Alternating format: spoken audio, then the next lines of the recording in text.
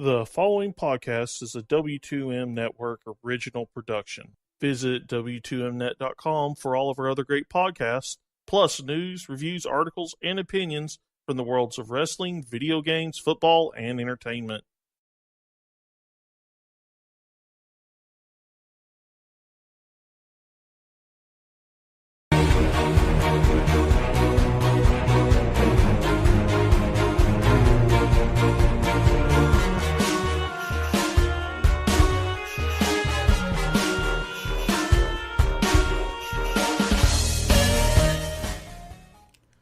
Hello and welcome to the Microsoft E3 2018 press conference reaction analysis podcast, whatever. We are one short from the video, if you watched that, and Sean Comer is not going to be with us for this one, but he promised to be here for Bethesda.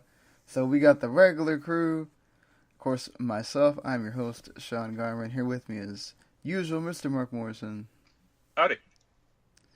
And along for the ride as well, Mr. Randy Isbelle. Glad to be back again. Well, Microsoft did exactly what we said. And whatever a lot of other people said. I'm not trying to make like we're awesome predictors or anything. But they came out, all guns blazing, even freaking teased their next Xbox. So now the whole thing's going to be next year is, are they showing that off? Let's see what happens there. But they started and ended strong and had a lot of good things in between. They started off with Halo Infinite, which looked a lot like Halo 1. There's a lot of animals, and of course you saw the Master Chief helmet. You didn't really get to see a whole lot of other Halo things in it. You saw a bunch of circles, that's close enough. Yeah, I mean, do you think this is like an open world, like just Halo going back to what it was, the first game? I mean, I view it as pretty much just an online game. just a shared world Halo? Yeah. I think that's what we saw a lot of from Microsoft. Was a lot of their first party stuff seems to be going the multiplayer route, because basically Sony's first party just went, we have this storytelling down to a science. So Xbox wants to go back to being the party system.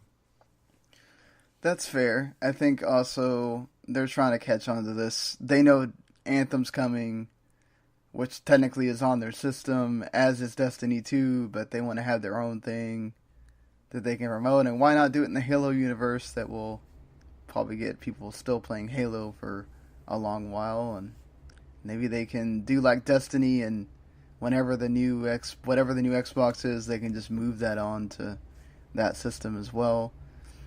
Not a lot of details on that though after the fact of this, so just gonna have to go on that speculation. But as a Halo fan, I'm excited.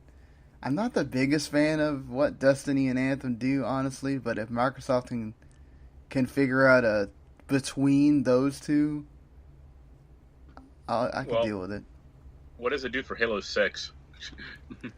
I don't know. That's the thing, right? If it's more of going back to the beginning, then I think this is more just a side game. This is more of a like, well, maybe Halo 6 is not coming for a while, and they want to give you something Halo. They did say in an interview or a tweet or something, I was listening to some other post-show stuff, but there's information out there that says that this is continuing Master Chief's story. So it's like 6, but not named 6. All right, fair enough. A lot of people, everybody loves Master Chief way more than Locke, so totally down with that as well. Ori and the Will of the Wisps, Ori 2, got something after that. It looked beautiful. Mm-hmm. And you had some new characters, some new, I'm guessing the owl is like your buddy, or? It looks like the owl, like I think like you play with the owl for a little while, and then it gets taken away by that evil creature, and the whole the point is to go rescue him. Okay, I could see that. Yeah, I mean, I wonder, the story in the first one was so good. Mm-hmm. If they can touch that again, I mean, you're looking at... I mean, there's a huge load of games that are going to be competing for Game of the Year next year, but if it can capture that emotional tie, I think you're looking at one of the games we're going to be ranking pretty high. Yeah, I'm so bummed that it is not till next year. I just want to play it now. Yeah, me too. I thought that would be one of the big announcements of, oh, it's coming this year, and nope. Microsoft had a lot of 2019. A lot. Yeah. Sekiro Shadows Die Twice is basically Ninja Bloodborne. If you want a comparison.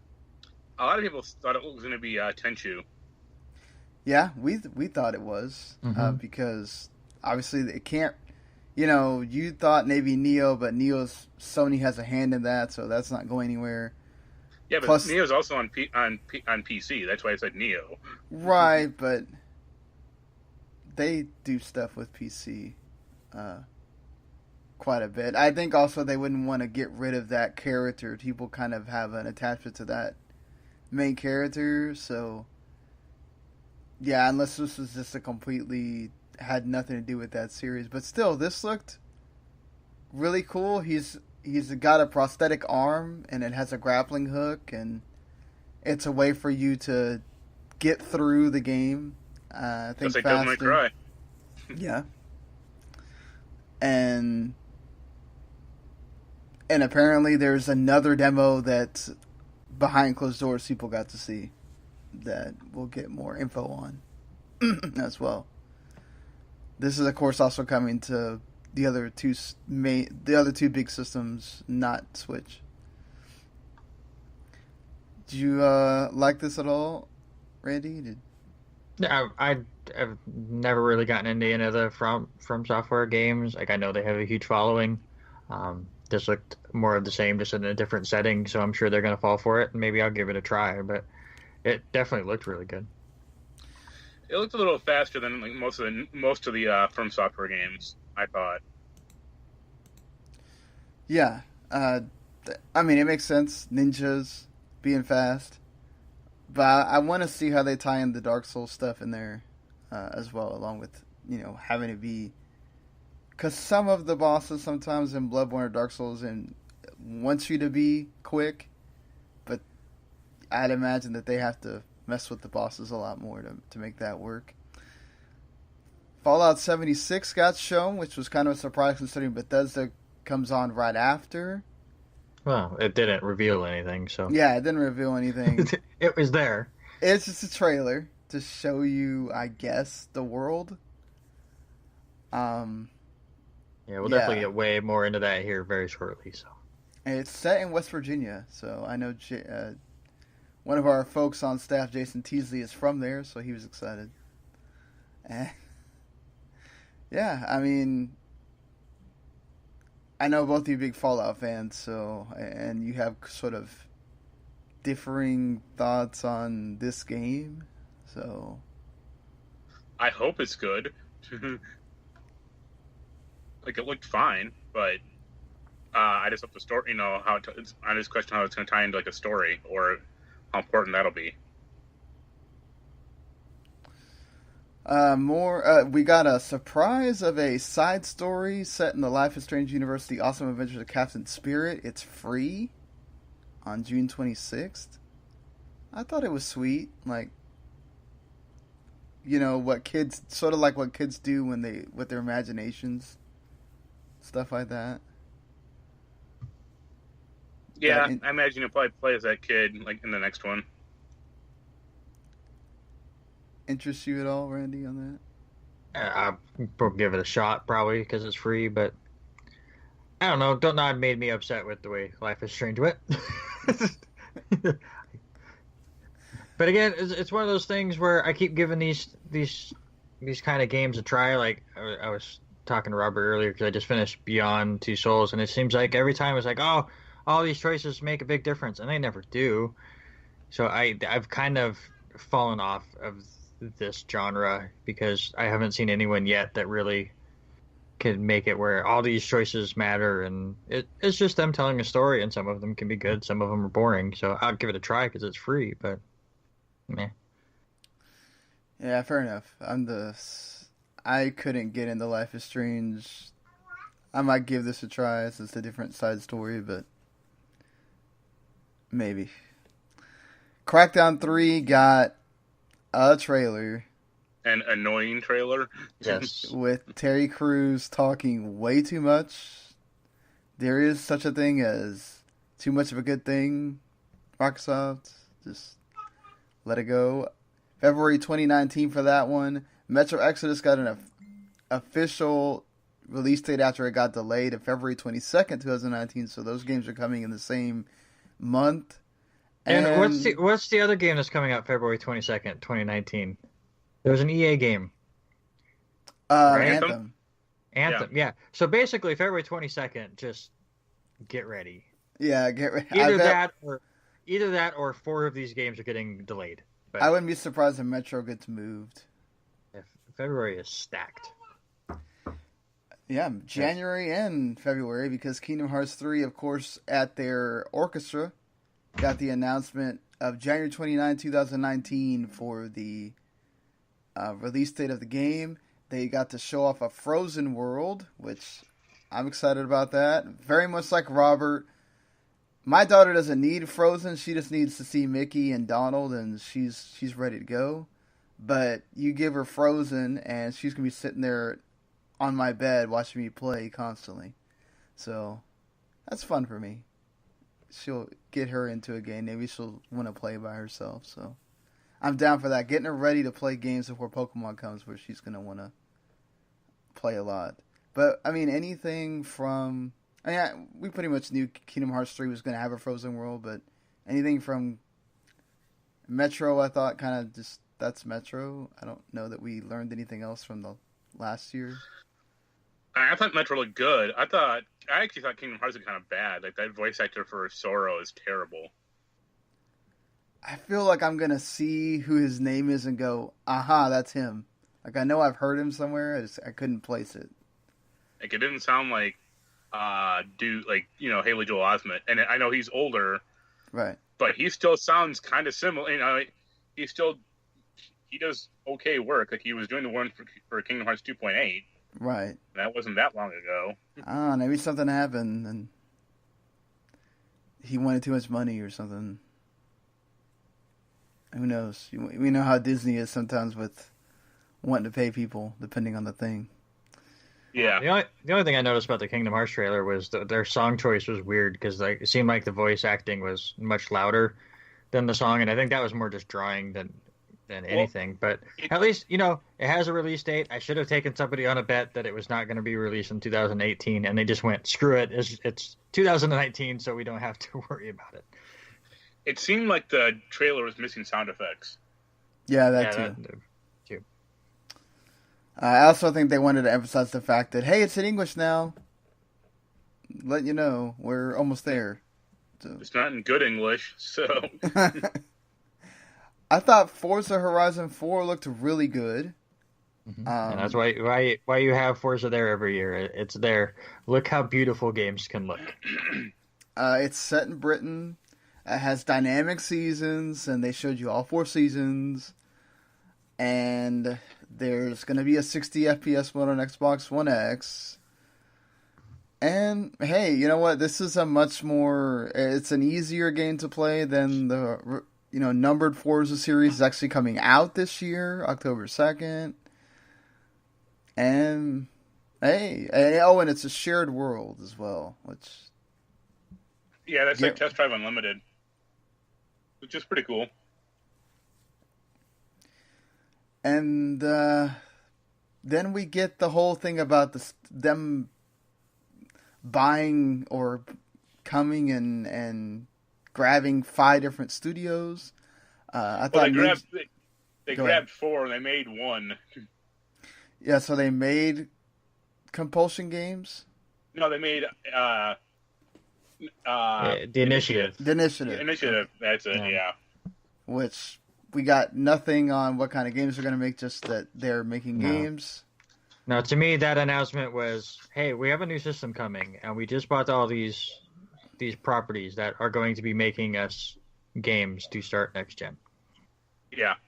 Yep, pretty much what Randy hit it. But I mean, 3 of them were people that were making games for them anyway. Go ahead. Go on.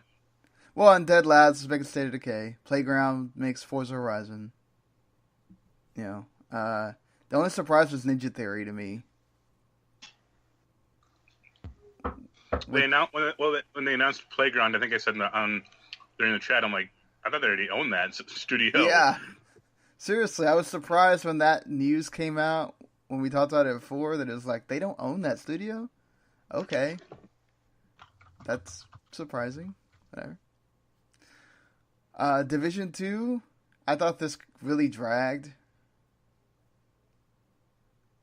I'm not a Division 2 person. I know you are, Mark. So. I thought this looked too similar to the first game. Like, I like that well enough to an extent, but also, like, the chat, that didn't help at all. It was better than the last time. Well, it's still never great, but it was better than the last time they did it. Well, like the last time, I got the feeling that this is kind of smoke and mirrors. Like, Ubisoft is kind of notorious for having, like, a really good demo. Yes. And then having the game come out and not look as good. And it's like, what the fuck happened? And they never address it. No, but I never played The Division, but the people that I know that played it seem to enjoy it, thought it had some issues. So hopefully, with The Division 2, it's the same kind of gameplay. As you said, it seemed pretty similar, but they fixed some of the stuff. So I don't think, from the friends that I have that played this series, I don't think they wanted something completely different from them. So, yeah. And I don't know that March 15, 2019 is far enough away from some of these other big games that it's like, how many of these big games are people going to be able to play? It's tax time. That's the new thing. Not screw Christmas, tax season. That's true. You bring out the big game. Well, it's all about fiscal Q1, so yeah, I get it out there right before it ends in March 31st as well. So,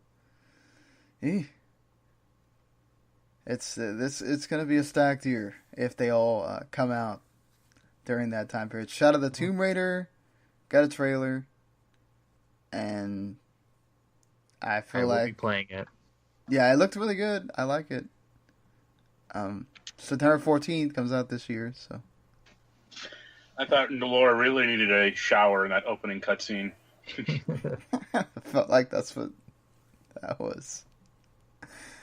Got that skating game session. That's it. That seemed bad. Like, the game itself seemed bad, but it seemed like they were trying to fool people into thinking it was Skate 4. I agree with you. We all thought Skate 4, and then session is like, oh, okay, whatever. I could care less. So that's one of those moments I'm just kind of like, whatever.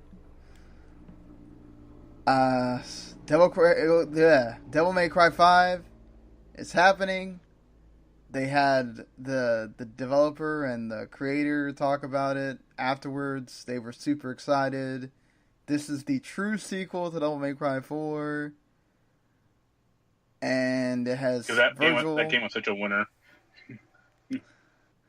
There are people that like that game, or they wouldn't be making HD remasters for it. I know we get into this argument every time, but I know you're a huge fan of the DMC game more than this or whatever, but I thought it looked really, really good. I don't know who the girl in the glasses is supposed to be. Bayonetta Light. Maybe if she does anything other than just be there with Virgil. She seemed kind of annoying. Well, we'll see. Maybe they fix that. Yeah. Before the game comes out. Something I'm super excited about. Cuphead gets an expansion. It's called The Delicious Last Course. Comes out next year. Another game that I was like, oh, why? Why not out right now or something? You get to play as Miss Chalice, and it promises more of what you'll love from Cuphead. It just keeps reminding me that I need to get around to playing that game. It's one of those games that came out in the last year or two that just I haven't gotten around to. Get ready to be playing that game for a while. I'm ready. I just haven't got around to it. The bosses are freaking evil at times. Ugh. I love it. I don't blame you at all if you switch over to the easy thing once or twice. Come on. God, just go for it. I'm excited for this, but I want to see really what it is. Because it's weird because the My Hero Academia game already has something like this, so now we're just getting the Shonen Jump animes all together in one thing. And it showed off Naruto, Goku, and Luffy from One Piece.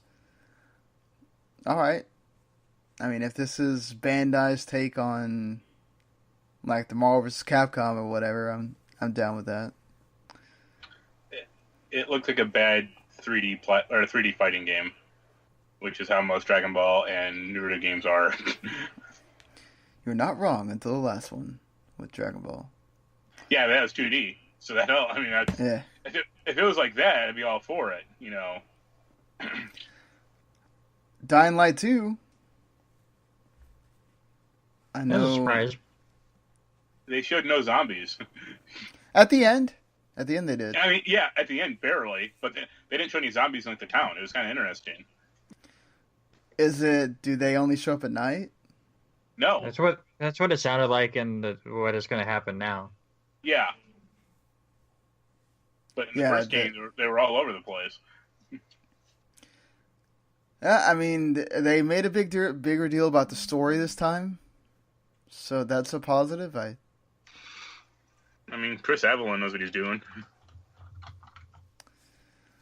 And Battletoads. It's Battletoads. Yes.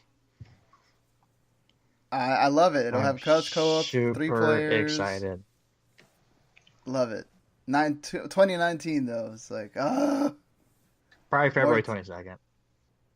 Could you imagine they all just come out?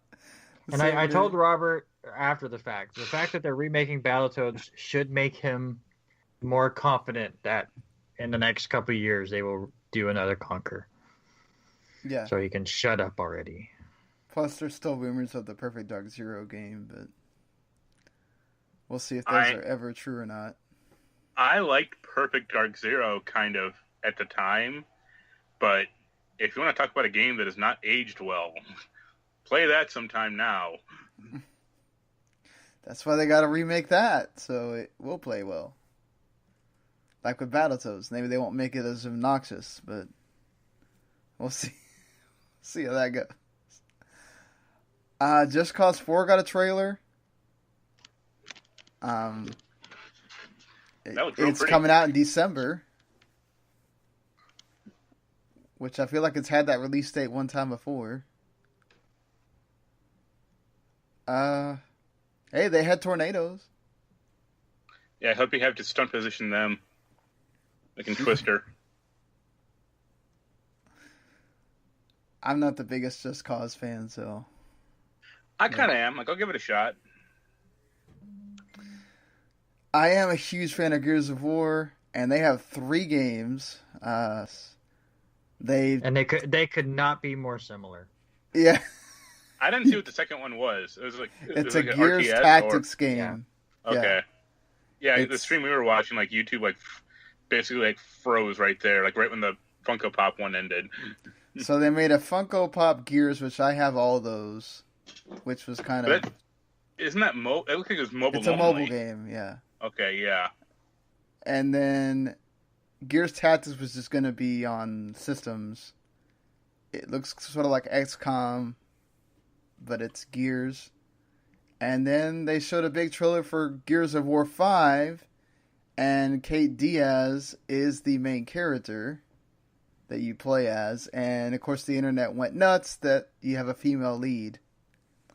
And at least the cool thing, I think, is I guess Cole's going to be your second player, so who knows how they involve the other characters. Go ahead. People didn't really seem to like the last guy that much. Phoenix? That's the bald head guy. Or not the bald guy, the short-haired guy that was in the... Yeah, it's Marcus's son. Like, they didn't really seem to like him too much. Well, what do they want them to do? I love Marcus, you know, I love all the original crew, but I understand that the Coalition and all of them want their own characters for this set of games. And at least for me, I think it's good that at least they're giving you both. And they don't abandon Marcus at all, so people kind of just have to deal with that, but I do think that it's okay for them to move on, and there's a lot of people that seem to be very happy about Kate being the main character for this one. So weird that they didn't choose Gears of War, though. I wonder if that means anything. If they just said Gears 5, the fact that it didn't say Gears of War, I don't know. But the war machine finally broke down.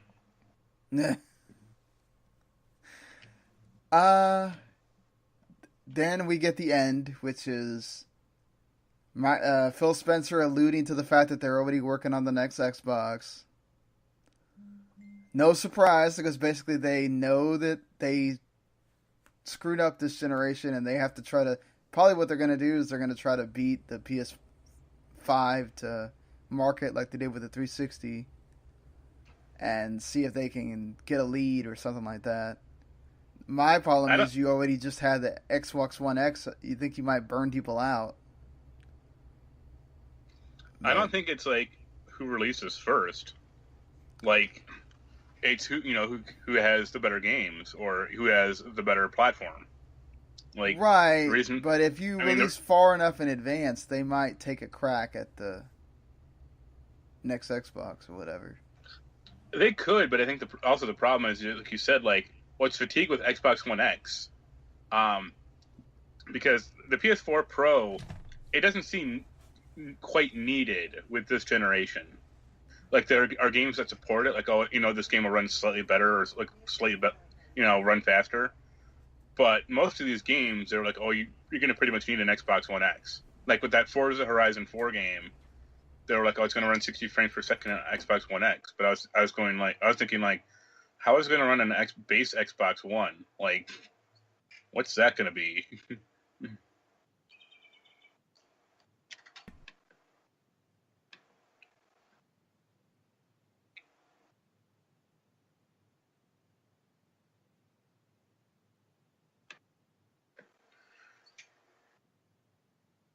Maybe that was just me, though.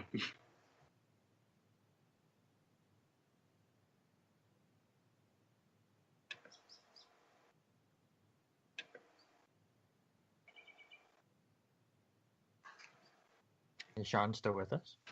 Yeah. Oh, crap. I thought I hit the damn unmute button, and I didn't. And I started talking, and I was like, what the fuck? Yeah, I made a point, and then it was silence, and I was like, did my computer freeze? Or no. It's okay. I was over here fixing a few things for our Bethesda stream in a minute, so I had myself muted, and then so I'm like, nobody's talking, so I started talking too. So, yay. Yay, technology. So what do you think about... I mean, Sony's fighting out their own rumors about the PS5, right? But Microsoft just said, fuck it, it's out there. Like, we want you to know that we're working on the next one. Like, you think there could be some fatigue with that, or... No, just Xbox went, we lost this generation, we got to be first. PlayStation is going, we're dominating this, so let's keep this generation going as long as we possibly can. Yeah, I think Sony also knows the mistakes they made before. They know as long as they don't introduce some ridiculous price point, they'll be fine. Or do some kind of, online DRM or whatever. They're not going to really miss a beat there, but we'll see. They ended the whole thing with a Cyberpunk 2077 trailer They pretty much kind of just set up the world for you. Other than that, not much in there. Looked awesome though. Yeah. Like I think as Robert said, looks like Blade Runner. No, I said that. Or you said that, okay. Looks like Blade Runner meets like a more tech happy world or whatever. I'd be down with that. Is it funny that Fallout 76 and Cyberpunk's 2077? Like, it only took 1 year to rebuild the Fallout universe, I guess. Yeah. It's true. I didn't think about that. Some odds and ends. Nier Automata is coming to Xbox One in June or sometime this month. No, like 2 weeks or 2 or 3 weeks. Yeah, that's what I'm saying. I guess it's the 26th. Probably. Sea of Thieves got 2 expansions. We got like 20 seconds of the Battlefield 5 story trailer that they made a big deal about during the EA conference. My God. Hey, more would be on Microsoft. No, it wasn't. It was the same thing. There's nothing. It's like, what the hell? PUBG got a new mode called War Mode. Okay. I'm more interested in the snow map that they teased, just for the fact that if it can keep track of everyone's footsteps, how much that'll mess, as my daughter is yelling at me. Tales of Vesperia is getting a definitive edition, which is coming to all systems. Awesome. I love that game. And yeah, that's one I'll try to get. Halo, Master Chief Collection, Division, and Elder Scrolls Online, and Fallout 4 are all hitting Game Pass today. And they showed off an indie game. Master Chief is later. But... Oh, Master Chief's later. Sorry, forgot about that. And then after they showed off that indie game, Tunic, that looks like Zelda Link to the Past with a fox. I'm playing the hell out of that one. Yeah. Oh, they made a new 3D dot game Heroes. They did? No, I said if only. I wish. That game was great. Well, I mean, I thought they pretty much showed you everything. I mean, they didn't. I don't think they showed you enough of some things, but but to me, they did this right. They threw a lot at us, and now the rest of E3, you can learn more if you wish on the games that you want. But I think they hit all different varieties. I think each of us found a few games that we absolutely love, some that we didn't care about. But that's kind of the whole point of gaming, is there's so many different genres and so many different interests that everything that they showed is going to interest somebody. And I like that it was fast-paced. They had a few talky bits that is going to happen. For the most part, it was just trailer after trailer after trailer. They showed 15 games that hadn't been shown yet, so that's always the exciting part of E3, even if we some of those we don't see for a little bit, but some we still. The thing that I worry about is it seemed like Xbox was all smoke and mirrors, and it's, well, we have nothing until spring of 2019, but you wait, once we hit there. Like I've been saying, they don't have any games, like exclusive games for the rest of this year except for Forza. Mm-hmm. All their games came out already. What? The two?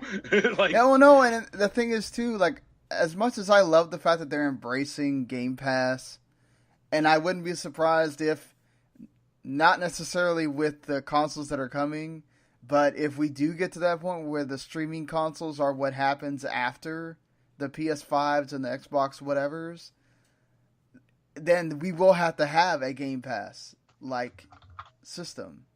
And I like the fact that they're, basically embracing that early, but I feel like that sort of also undermines them, because it's like, I kind of feel like, oh, well, I don't have to rush out to buy that game because I can just pay $10 whenever I want and it's there. Yeah, it was pretty telling for like Sea of Thieves and I think like a few other games, and they're like, oh, 2 million people played this on Game Pass, and I'm thinking, okay, how many copies did it sell? Probably not many if they're not talking about copies sold. Sea of Thieves was a new IP, I give them credit for it, but I don't think a lot of people were like that into it. And State of Decay... Yeah, that was the other one I was going to say. Like, I think they said like 2 million people were infected or whatever. That sounded like an STD or something. But Yeah, like when and tomorrow when Sony goes, oh, God of War sold 4 million copies or whatever, they'll be proud of that fact. It sold 4 million copies. It didn't sell 20,000 copies and have everyone just play a glorified demo of it. I love that Kaz Hirai was like, 45 minutes before the PlayStation 4 third-party game preview event starts. Xbox E3. It's true, though. A lot of their stuff it's third-party, and you don't have to buy a Xbox to get it.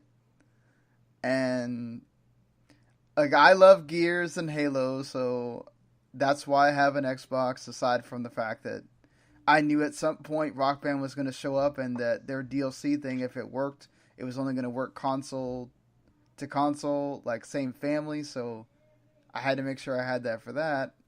But it's like, the other stuff, I can get on my PS4, and most people probably have both systems. Is it weird to anyone else that Halo 5 came out a year before Gears of War 4? And they showed more of this Gears of War than Halo. I think they're farther along with Gears of War 5 than whatever honestly, is. I think Halo got rumored so much, they're like, here, we're doing a Halo, but it's so far away. But everyone was going, if they don't come out with Halo and Gears, Xbox is screwed. It's like, okay, see, the Master Chief is still out there. I mean, I think, like, I don't know if they know where they want to go with Halo 6.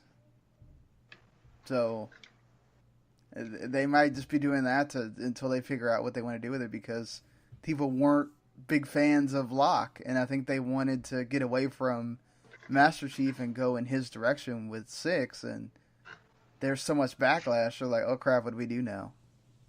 Give Locke a girlfriend named Jessica Jones.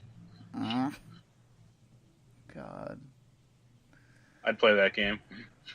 I would too, but it'd be interesting how they pull that together. So, out of 10, what do you guys rate this press conference? I probably have to give it an 8. Nearing towards a 9. Again, they showed a lot. Not everything is my interest. Not everything's first party, but I mean, that's the whole point of E3, is seeing a bunch of games. So, 8 out of 10. I'd probably say 6.5 or 7. Like, some stuff was just not shown, I don't think, that well. But some stuff did manage to pull off and was interesting.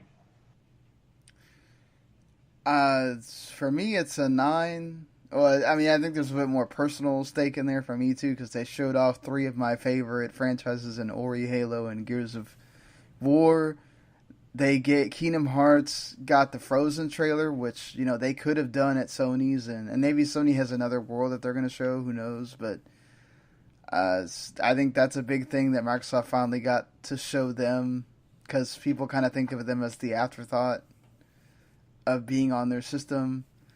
Also, Cuphead as well, getting something, I think was... They hit everything. Everything that you've liked from Microsoft in the past, mostly, and the things that they know are good, or people have been wanting, they kind of got you that as well. My thing is, a lot of what you want's not coming out this year, and I think that's a problem. But I guess we should already knew that, because when State of Decay and Sea of Thieves are coming out so early, you know that there's not a whole lot from them after that, but we'll see. And we'll see if all that stuff even stays into 2019, because there's going to be some things that move. It's going to be amazing if all that stuff actually comes out in 2019, but that's not how that works. So, all right. I think that does it for E3 Microsoft conference. Especially since Bethesda starts in 20 minutes. Yes, exactly. We need to get on with Bethesda. And, well, hit subscribe. You get the rest of it. We'll have Bethesda pretty quickly here after they get done.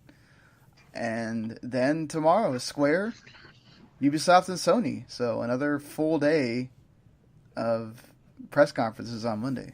So get ready for that. Until then, we'll see you later, everybody. Later.